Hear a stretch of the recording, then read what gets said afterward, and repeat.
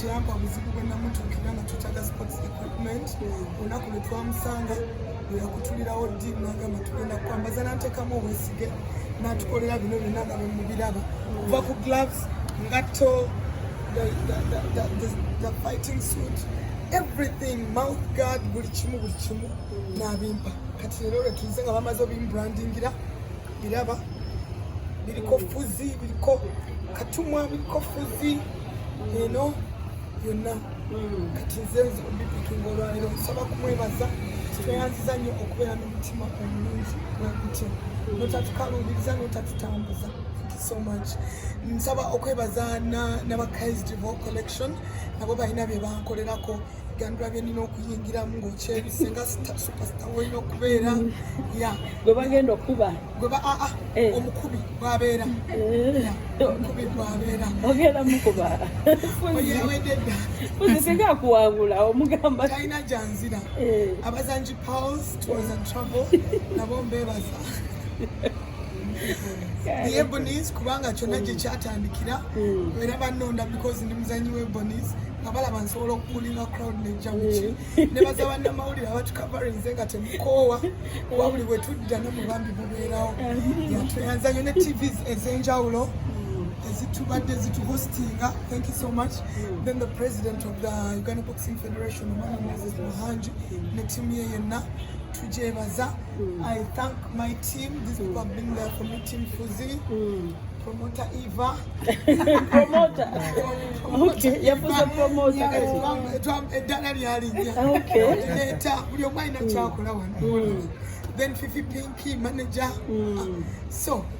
Never Zakatonda nti abantu bambereddewo supportinga naye nga mumbejja omanyi bwe dayogera bingi mbadde saagaana okwogera bingi nga ye mbadde njagala mukube eŋŋuumi aziwulire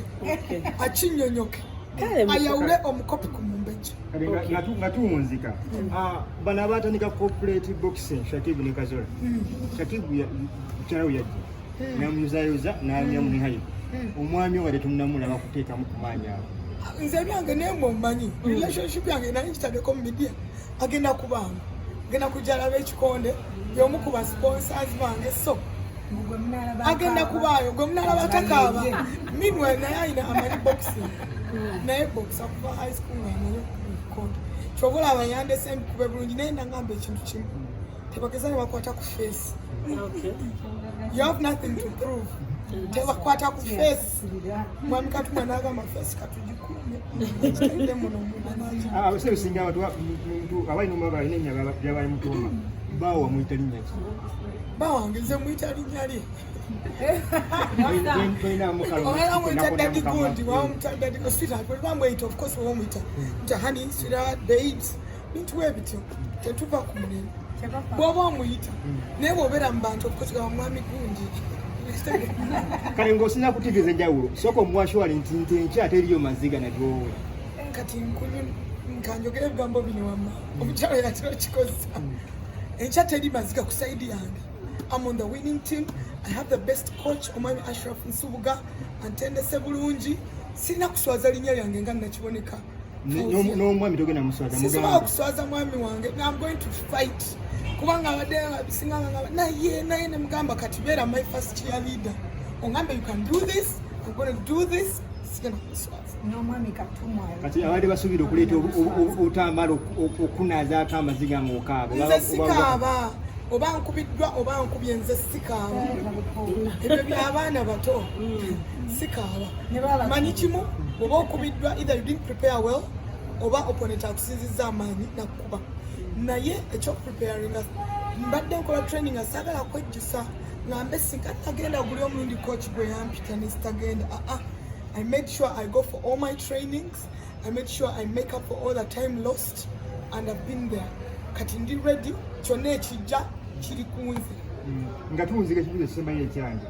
atusuubire okubanga ddwa muyinza omusuula okubanga boxing muzanyo mulalamuko once you enter no actually I'm already attached ate kati mwami Katumwa mpadde n'ebikola byonna ngenda kubeera nga sirekayo training lwaki enyamba enyo getting a fit mbadde nateekawo a lot of pounds kati ndi fit mpulira bulungi so ngenda kusigala nga at least twice a week kubamu ebikonde kocha jja nampisaamu ate bwe mba maze okuba omumbejja njukira nina omulala ow'okkuba kati I can't stop mba ninze bangi baba bakwewerera bagambako bwe kayitako nga nvaayo nange mbalize mu koona. Okay, mwami Katumwa. Nnyo kubanga yajja mu ssaawa entuufu mu kifo ekituufu ate nga ye muntu omutuufu promotinga brand eya Katumwa Sports. Okay, wamukiririzaamu nga ze tebamukube? Namukkiririzaamu lwa nsonga nti obuwanguzi butandikira mu bwongo, butandikira mu mindset y'omuntu. Bw'obeera ne failure mindset era definitely wobeera miggu wabeera failure okuwa lwa nsonga ogenze tewekkiriza. Ekyasinga okunzikiriza okumuvujjirira nti yali yekkiririza nza nawe omulayi ng'ayogera ayina that lion mentality nawula empologoma nti muntu oyo yafuuka kabaka si lwakuba yesinga obunene si yesinga okudduka wabula yekkiririzaamu etunuulira enjovu nega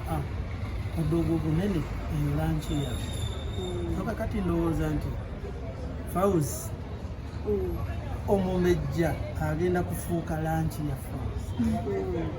olunaku lw'enkya. Eyo mindset agirimu ate era kyolowooza emirire esinga kyoloota emirire esinga kyekiri.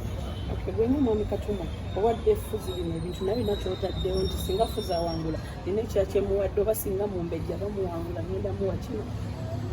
Omusipe weeguli kati mu bikonde okusinga tulwanirira musipe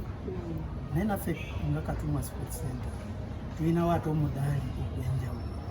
ogwa gold singa n'abanga singa ono aba awangudde oba mumbejja ono ye waffe bw'atawangula ye mwana naye gwe omulabye olabye ga training emala ali fit pakati nga woomulaba kati olaba 6 pack lwakuba nti ali muki mu majoowo naye nga 6 pack ate luli yabadde na 1 pack kitegeeza ki fitness levels zikoze eki ziramuse kakati muno abantu abasinga bakiwulidde nti Fawuzi ajja Katumwa babadde bagamba mbu Katumwa Sports Center agenda na politics oli eyaggwa bali bato abalonzi bo bannange nasa negamba ki abalonzi baliyo bejjusa era bwe bebandaba bagaye twatomera singa twatumaggwe byempulira okuva aga Katumwa etwali tulina okutuma nemikono ng'okwa tebakikola kati bejjusa kisanja kino kyonna bejjusiza. bagamba mbu Katumwa Sports Center sente zagenda nyingi eri era mbu ebadde yavaawo